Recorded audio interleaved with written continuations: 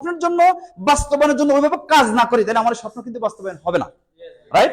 সেজন্য কি action plan দরকার, রাইট? এবং যদি আমরা এটাকে আমাদের ধর্মীয় ভাষা যদি বলতে যাই, যে ইমানের তিনটা অংশ, একটা হচ্ছে মৌখিক স্বীকৃতি, আমি যা বলতেছি মুখে, এটা আমি অন্তরে বিশ্বাস করতেছি, রাইট?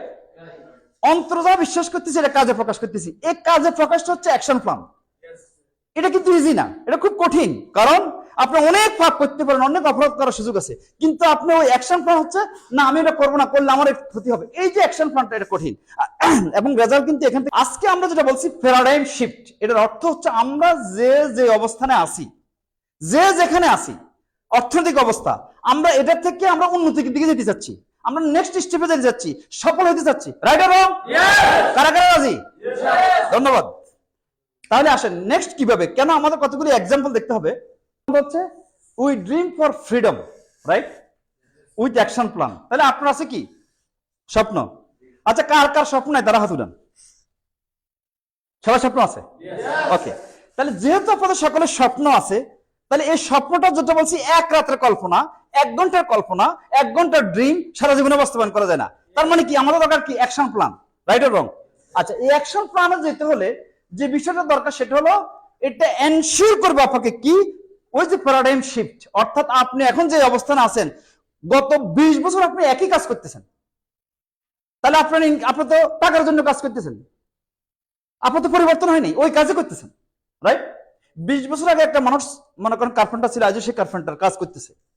20 বছর আগে একটা মানুষ ইলেকট্রিশিয়ান ছিল, আজও ইলেকট্রিশিয়ান। তার মানে কি অনেক মানুষ পরিবর্তন হয়েছে, যারা পরিবর্তিত হয়েছে তাদের ভিন্ন চিন্তা চেতনা ছিল, রাইট?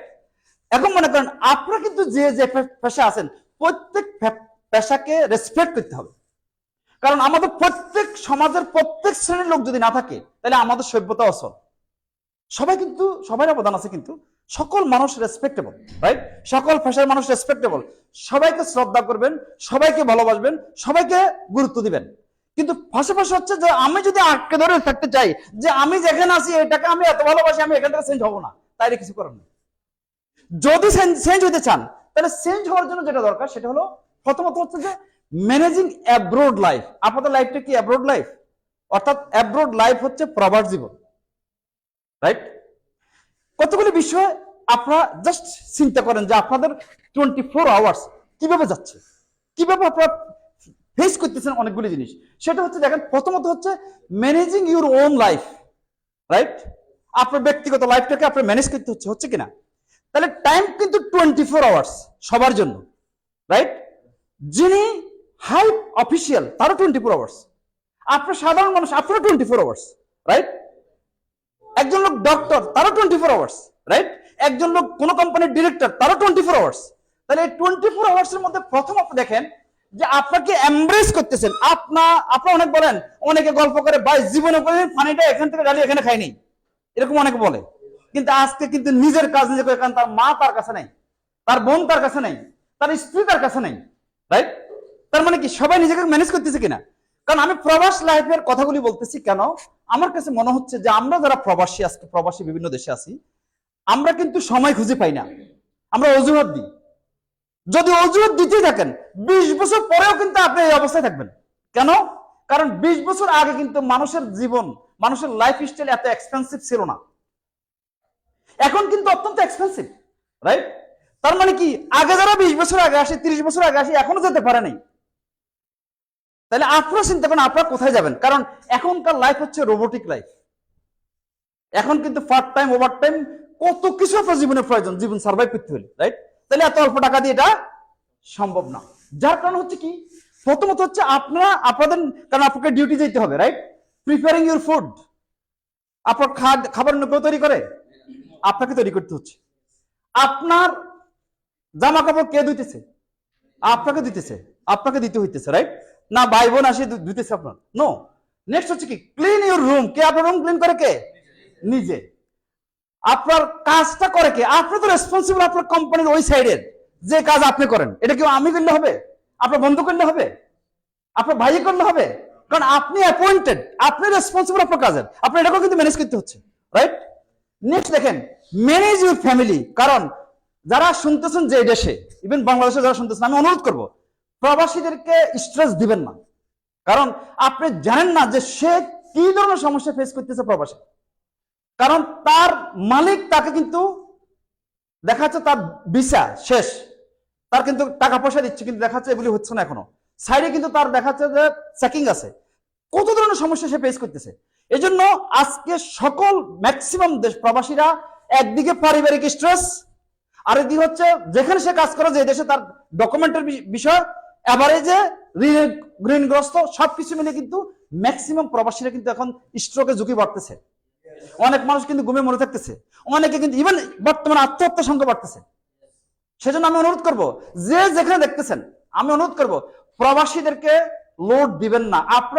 আপনাদের আইফোন লেটেস্ট মডেল দরকার, আপনাদের ল্যাপটপ দরকার, মাস শেষে আপনাদের অনেক টাকা প্রয়োজন, কিন্তু আপনারা জানেন না যে মানুষগুলি কত সমস্যা ফেস করে, আপনাদের জন্য কত স্যাক্রিফাইস করে, কত পরিশ্রম করে টাকাগুলি কিন্তু দেশে পাঠাচ্ছে।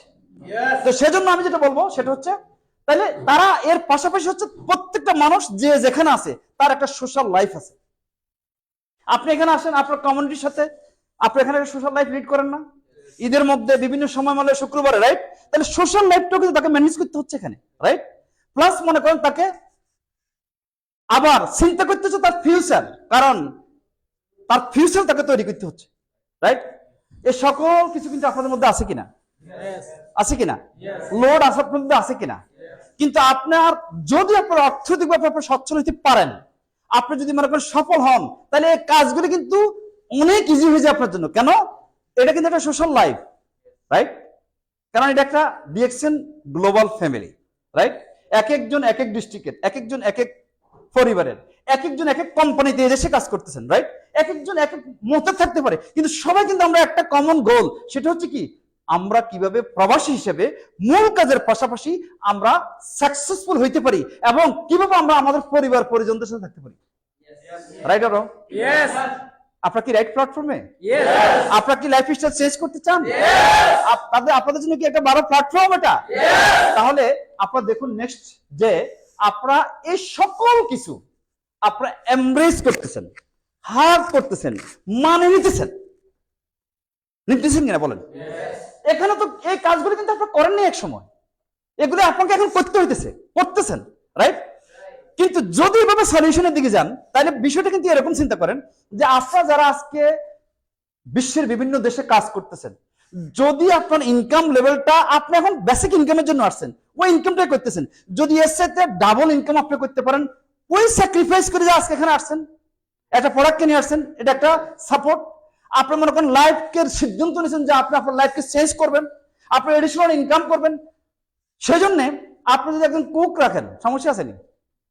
আচ্ছা, বাহারাইনে একটা কুক রাখতে হলে কত টাকা লাগে? আপনাকে পার্ট টাইম একবার আসি ভাগ করে দিয়ে চলে যাবে, রুম ক্লিন করে চলে যাবে, কত লাগে? ধরেন 50 বিডি, রাইট? তার মানে কি আপনাকে এডিশনাল 50 বিডি এক্সট্রা ইনকাম করতে হবে, রাইট? লাইফটাকে এনজয় করার জন্য, রাইট অর রং? আচ্ছা, তাহলে মনে করেন আপনি যদি বলেন যে আপনি একটা রুমে থাকবেন, 150 বিডি হলে তো একটা রুমে থাকা যায়, privacy, right or wrong? Extra, right? তাহলে এই জিনিসগুলো কিন্তু আপনারা যদি মনে করেন তাহলে আপনারা এগুলি নিতে পারেন। এখন আসেন, এই যে বিষয়গুলি টোটাল